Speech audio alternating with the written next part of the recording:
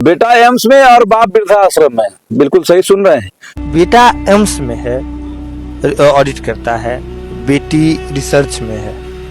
बच्चे लोग नहीं पूछते हैं। पूछते नहीं। नहीं आप भी सर्विस में रहे? जी, इंडस्ट्री डिपार्टमेंट से बिहार सरकार के लोगों में नहीं बनाया हुआ है।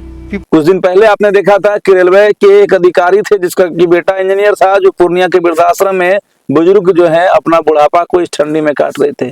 आज भी एक वीडियो लगातार सोशल मीडिया पर वायरल हो रहा है जिसमें बताया जाता है कि जो बुजुर्ग हैं वो पहले बिहार सरकार में एक अच्छे ओहदे के अधिकारी थे और बिहार सरकार के यहाँ तक कि जो लोगो है ना पेड़ वाला, वो भी उन्होंने ही डिजाइन किया था। लेकिन आज ये हालत है कि वह वृद्धाश्रम है और बेटा उसके एम्स में डॉक्टर है, देश के सबसे बड़े प्रतिष्ठित मेडिकल कॉलेज में जिसका बेटा डॉक्टर हो, उसके पिता वृद्धाश्रम में हो। ऐसे कई कहानियां जो है आपको वृद्धाश्रम के अंदर मिल जाएंगे, जिसके बेटे बहू बेटी बड़े बड़े अफसर होते हैं, बड़े बड़े पद पर काबिज होते हैं, लेकिन जो बुजुर्ग हैं वो वृद्धाश्रम में होते हैं। अब इनके पीछे दो कारण होता है, एक इस नए यंग जनरेशन के मेंटलिटी का और दूसरा इन बुजुर्ग लोगों के भी पुराने हिसाब के मेंटलिटी का। दोनों का मेंटलिटी जब मैच नहीं करता है, एक तो ये अलग चीजें हैं, क्योंकि देखिए जो लोग इस तरह के होंगे, जो एम्स वाले लोग होंगे, उनके यहाँ आर्थिक स्थितियां तो खराब नहीं होंगी।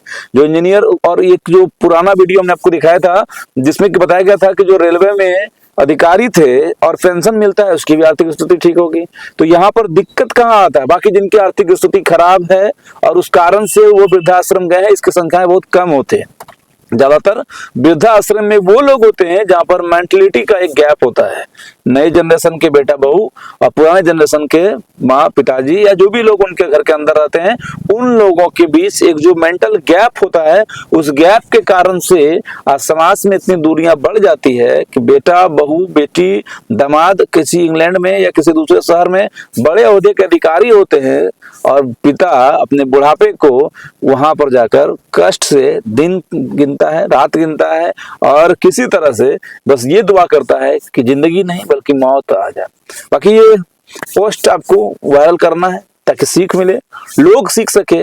पुराने जो जनरेशन के लोग हैं वो नए जनरेशन के साथ तालमेल बिठाकर, बुजुर्ग जो है वृद्धाश्रम में रहते हैं वहां भी अकेलापन का शिकार होते हैं, घर में रहते हैं वहां भी अकेलापन का शिकार होते हैं, वहां भी दूसरे लोगों के बीच में रहते हैं और अगर अपने घर में भी अपने ही लोगों के साथ रहने में उनको कष्ट होता है, दिक्कत होता है, तकलीफ होता है, जिसके जिम्मेवार आज के नए जमाने के बेटा बहू के वो कड़वे बोल होते हैं। साथ ही साथ वो पुराने जमाने के पुराने ख्यालात के वो माँ बाप भी होते हैं जो उस बेटे बहू को अपनी बंदिश में रखना चाहते हैं। बाकी आपको क्या कुछ लग रहा है वो कमेंट में आप लोग जरूर बताइएगा। जय हिंद।